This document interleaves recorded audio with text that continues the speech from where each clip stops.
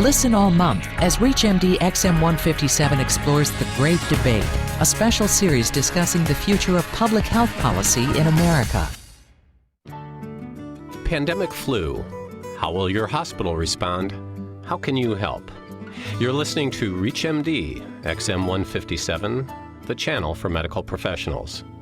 Welcome to a focus on public health policy. I'm Dr. Gary Kohn, your host, and with me today is Dr. Gregory Gilbert. Dr. Gilbert is an emergency medicine specialist and assistant clinical professor at Stanford University, where he directs the EMS Fellowship and the Life Flight Critical Care Transport Program. He has helped design influenza response plans at his institution and recently reported on these efforts at an emergency medicine conference sponsored by Stanford. Dr. Gilbert comes to us today from his office near San Francisco. Today we're discussing pandemic flu planning for the hospital and the role for physician planners. Welcome, Greg. Thanks for being with us today. We appreciate your time. Thanks for having me. Great. Listen, maybe before we get started, you could tell us a little bit about your medical background and how you got interested in this general topic. Well, so I started basically in Brooklyn, New York, where I went to medical school and did some ride-alongs and did some pre-hospital care at that point. And then went down to Atlanta, Georgia, where I did residency at Emory and, again, more pre-hospital care at that time. And then I moved out here to Stanford, where they put me in charge of Life Flight, and I was the EMS liaison, and so it just seemed like a good fit when it came to pandemic flu planning for me to work on the pre-triage / pre-hospital aspect of pandemic flu. Seems like a good fit for you. Well, let's talk a little bit about the lay of the land here. Let's talk maybe before our current times. There's been a lot of talk in the lay press and the medical literature about the possibilities of a new pandemic flu. And would you say that planning has been extensive? Has it been kind of pro forma? What's the lay of the land here now in terms of what hospitals have done from your vantage point? From my vantage point, I think that it's certainly the hot topic that is the up-and-coming one, and lots of hospitals are in the process of getting together and forming flu plans. I remember being at a national conference for EMS and discussing with some of the other EMS people there just the idea of getting ready to prepare for pandemic flu. What I found is that at the first meeting, generally we talk about, is it ever really going to come, and why are we bothering working on this if, we're only in phase 3, which is pretty funny, you can imagine. But once you get by that first meeting, then most people finally get the idea that, oh, yeah, we're just planning just in case. Kind of like the World Trade Centers when they were bombed. No one really thought that was ever going to happen. And then, with no planning, it makes it much more difficult. Is there a sense of urgency in planning efforts from what you've seen or what you've heard from your colleagues? Or does this fit in the mold of other things that we don't really think are going to happen right away? Well, I think the sense of urgency comes from the fact that there's this new avian flu, the H5N1, that's out there. And, for a long time, there's, just your garden variety flu that's going around. And so people don't really worry that much about it. But now that there's this H5N1 that no one's ever been exposed to, and there's occasional transmission to humans, it really it's just a matter of time before it's going to be the next pandemic, or, it makes it really hot on the radar, if you will. When you're in a planning meeting for a hospital thinking about pandemic flu planning, is it just docs that are there? Is it mostly docs? Is it mostly not docs? Tell us what that might look like, a planning meeting like that. So for our first meeting that I had, where I was the one going, why are we planning about this, was just docs. There was 5 ER doctors, and we were sitting around talking about how we want to divide up the plan for pandemic flu. At the second meeting, after we got out of just the emergency department aspect, we included ICU doctors, RNs, and hospital administrators. Is it your sense that the docs kind of run the show and the others are in for the ride, or does hospital administration take the lead in these situations? In our situation, it was the docs that took the lead. Eric Weiss is our disaster planner, so that would probably be the reason that he was one of the main thrusts, if you will. Your situation is at Stanford, obviously different than maybe a smaller community hospital. What would you suggest to our physician practitioners out there who think that their hospital needs to get a little more involved in this activity? How would you go about that? Well, I've had a few people since the publication contact me. Usually it's RNs, although sometimes it's MDs, and they're just getting started. They're wondering about the drive-through plan and how to get started. And so usually you want to have a good core group of people and a complement. So depending on what sort of situation you're in, so if you're just a clinic or something like that wants to be prepared for pandemic flu, you're going to need a doctor that's going to be helping out and probably an RN. Whereas if you're a hospital with ICU capabilities, you're going to want to have the intensive care unit there because they're going to be having to manage ICU beds. If you are just joining us, you're listening to Focus on Public Health Policy on ReachMD XM 157, the channel for medical professionals. I'm Dr. Gary Kohn, and I'm speaking with Dr. Gregory Gilbert, and we're discussing pandemic flu planning for the hospital and roles for physician planners. So, Greg, a physician is maybe in a community hospital setting, maybe not as advanced as you guys have been at a university hospital setting.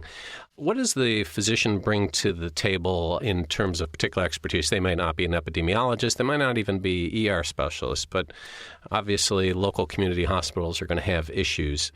How does the physician coordinate the appropriate people? How does he or she bring his or her particular expertise to this issue? What would you suggest if you were sitting down with one of these folks?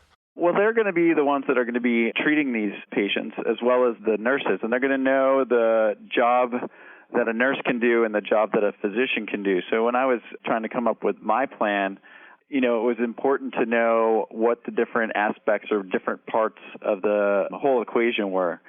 So the physician doesn't come into our plan until they get to the secondary area, where they will have the final word as to whether or not a patient needs to be admitted or sent home. But their clinical judgment and just gestalt about a patient is just invaluable in the whole flu planning idea. Well, before we get into the specifics of your particular idea of pre-triage and drive-through triage, before we get into that, let me ask you this. Some hospitals have what they would call emergency planning or casualty planning. Certainly many of us went through this with the SARS issue and now thinking about some things with MRSA bacteria.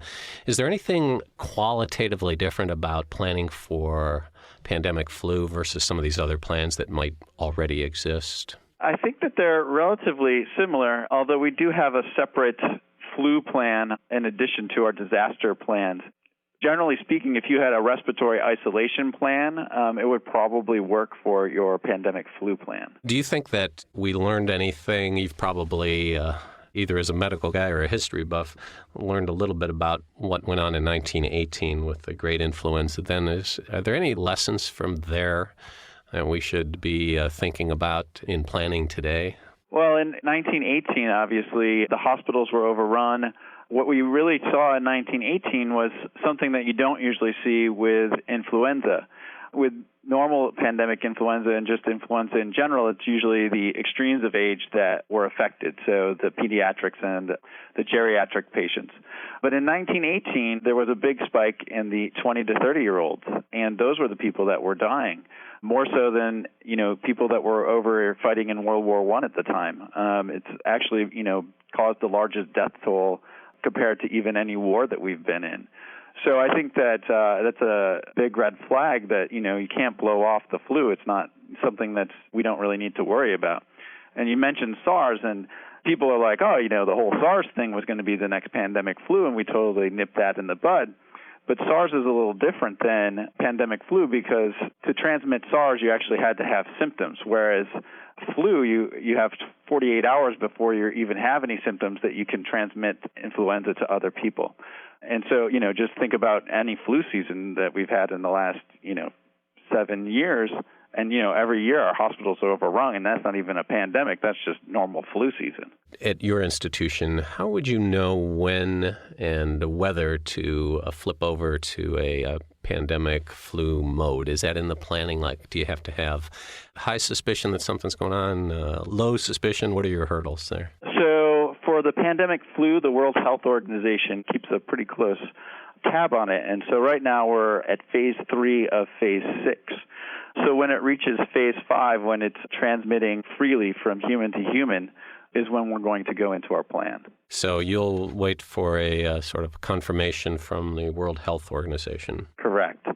There's some talk of when it reaches phase 4 to start sending students home. What's on your agenda for future work in this area? Are you going to be writing, publishing, planning, helping other institutions do that? What's on your immediate agenda here? Currently, I've been helping other institutions come up with flu plans. Ours is essentially done at this point. So people have seen the article in the ASAP News, and I've been helping answer questions that they've had about it. What's the response been from people who've called you? Do you have any critics? I'm sure you're getting some positive stuff. Anything you've taken away from your communications? I've certainly gotten some positive feedback, and lots of people like the idea. One of the things that I do is to decide who gets admitted, who gets sent to influenza care centers, things like that, is use something called the PORT score, which is used to classify patients with pneumonia, as a viral pneumonia is most likely going to be what these patients have. There's other scores out there that are probably easier to use than the PORT scores, and people have asked why I chose not to use those, like the CURB-65 as an example. So you have those kinds of discussions, and you probably win some converts, and probably not everybody, huh? I haven't heard back on most of them, but I think the CURB-65 doesn't help risk stratify well enough compared to the PORT score.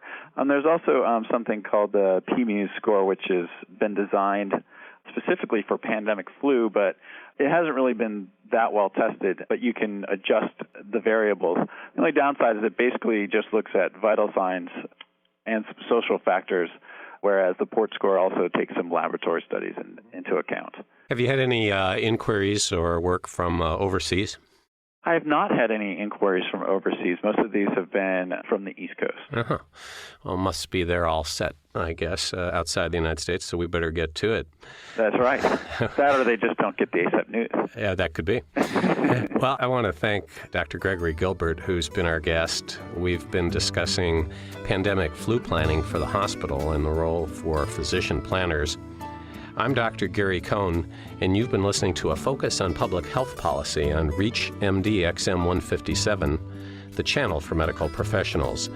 We welcome your comments and questions at reachmd.com, which now features on-demand podcasts of our entire library. Thanks for listening. Thank you for listening to ReachMD XM157 and The Great Debate, a month-long special series and discussion on the future of public health policy in America.